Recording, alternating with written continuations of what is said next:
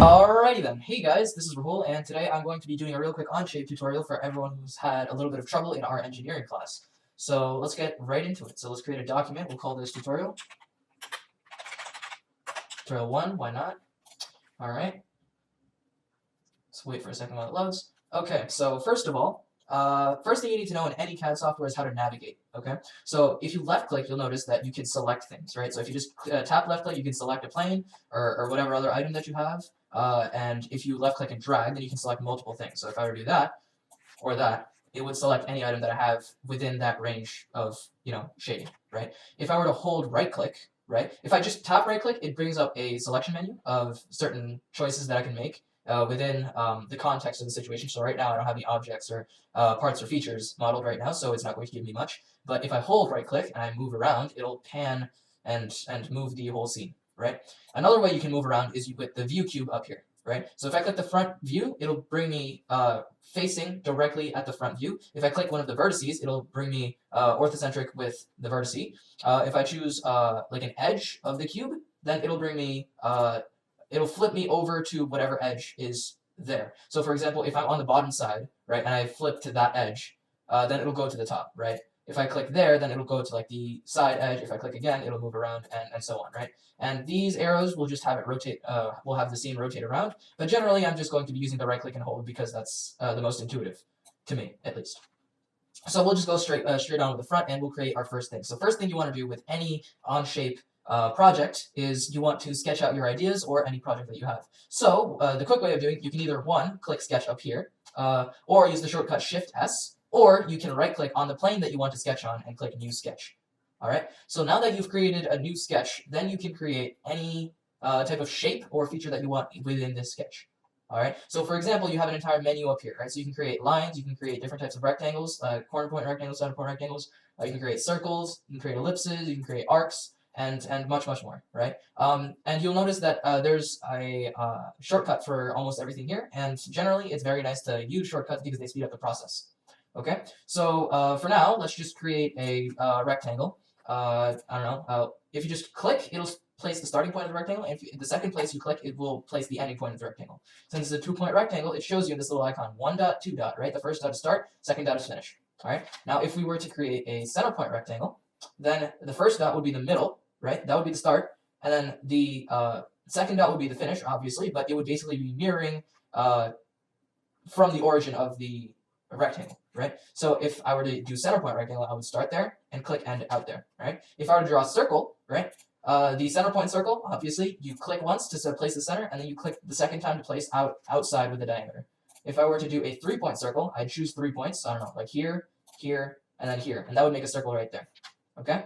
If I were to do an ellipse, same dealio, you start at the center, you choose your first focus, and you choose how wide you want it to be, all right? Very easy.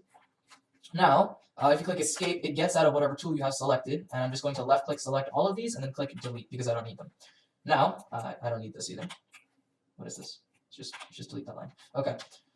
Now, there's different polygons that you can create, right? So, and you can create an inscribed polygon or a circumscribed polygon. Now, the difference between these two is, if it's an inscribed polygon, right, you can draw a circle, right? You'll see the circle over here, and then you can, pan around to the left or right to choose how many sides it should have. So let's say I want a pentagon, I choose 5. I'd just move my mouse to the left without clicking, because as soon as I click, it'll choose that, right? If I want to pick a pentagon, I move to the left or right to choose the appropriate amount of sides, and then I click, right? Since this is a inscribed polygon, that means there will be a circle inscribed within the polygon. If I were to do a circumscribed polygon, then I'd create a circle, and then the circle would circumscribe the polygon, meaning it would be on the outside, right? So if you want the polygon to fit within a certain diameter, then you want to use the second one, as in the circumscribed polygon. But if you want the shape to contain something, then you'd want to use the inscribed polygon because it would contain everything within that diameter. Okay? So let's just click escape to exit the tool, and then left click select everything, and then click delete one more time. Okay? Some of the other tools we have is the Spline. This is used kind of like, if you've ever used Photoshop, it's kind of like the pen tool in Photoshop, right? So you can just go around here and then create like smooth curves to make whatever you want. And when you finish the side, it'll close it off like a full shape, right? We're not going to get into splines really until much later because they are a rather complex tool. So for now, just click Escape to exit the tool, select everything, and click Delete. Okay. This is a point. It's great for reference. You can create text within your boxes. That should be self-explanatory. You don't have to worry about this too much. This is the switch between lines of use and lines of construction. Okay. So let's say I made like this random shape, right? So let's say I did that, right? And now let's say I wanted to place something somewhere inside of it, but I wanted it to be at the intersection of a bunch of different locations, right? So what I would do is I would create a line here that's here. I'd create a second line there, and I don't know, I'd create like a third line like from here to here. I don't know, right?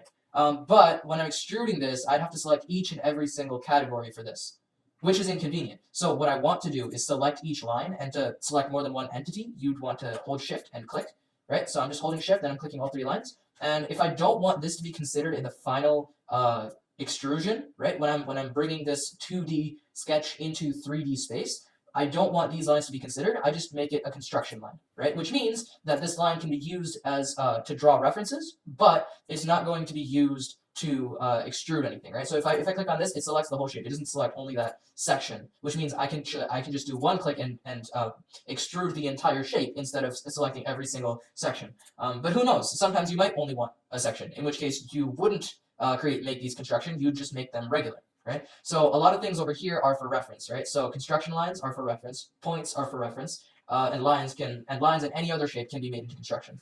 Like you can have construction rectangles.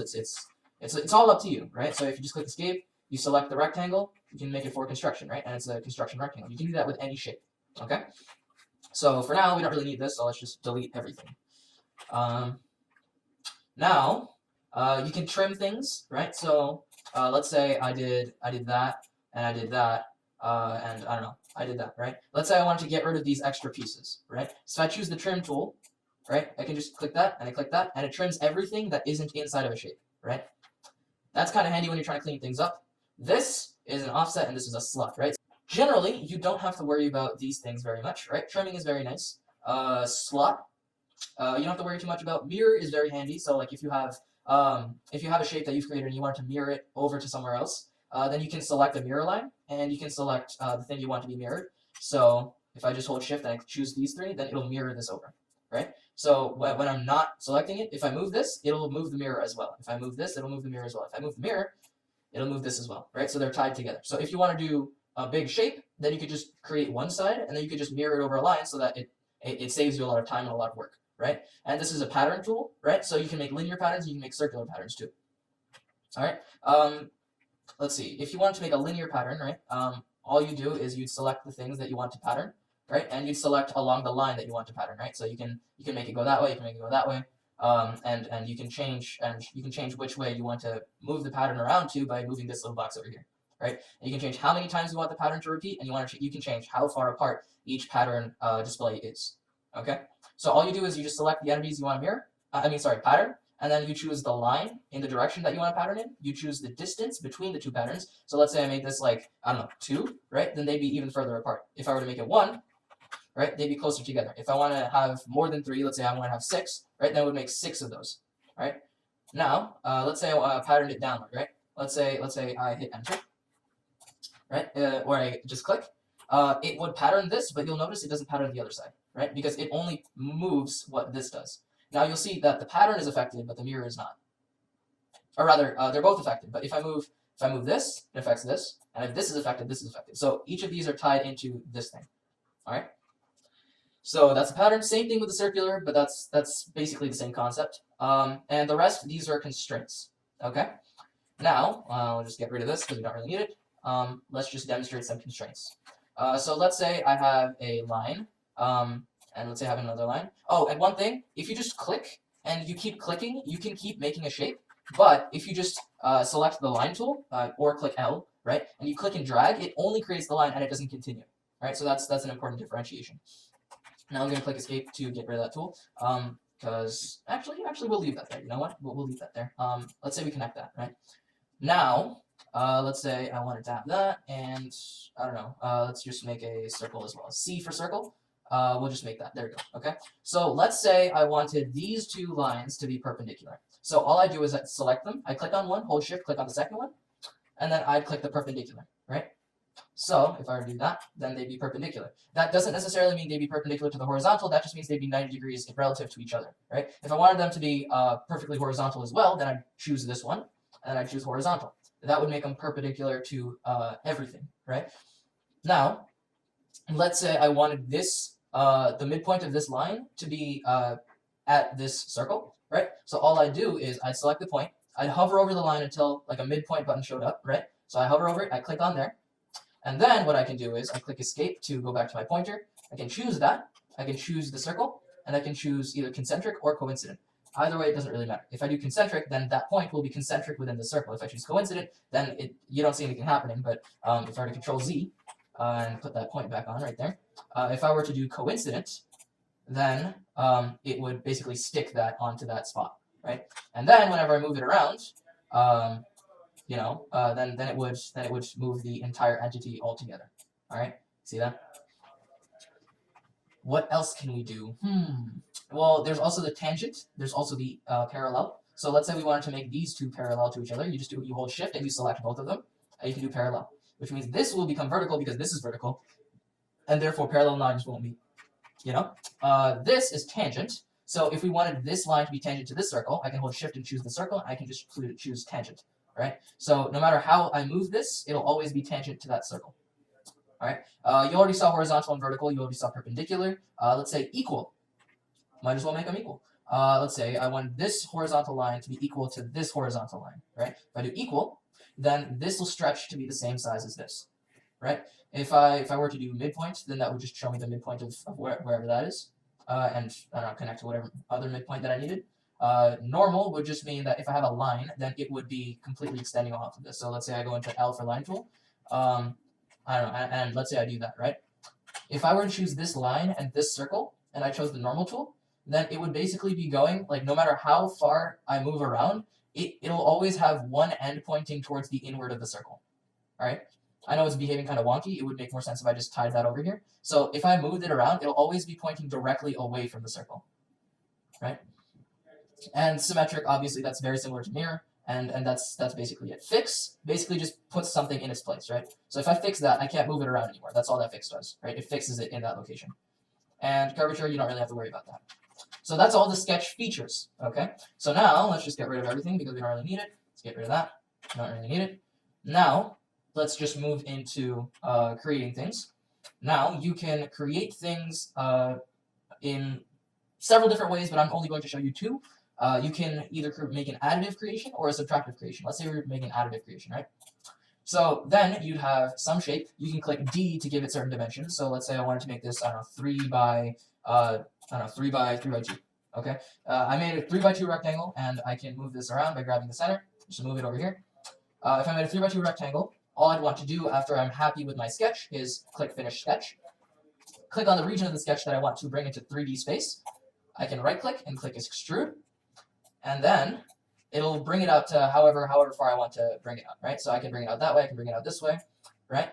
Or I can change the type of extrusion to be symmetric, so it'll be symmetric to this plane.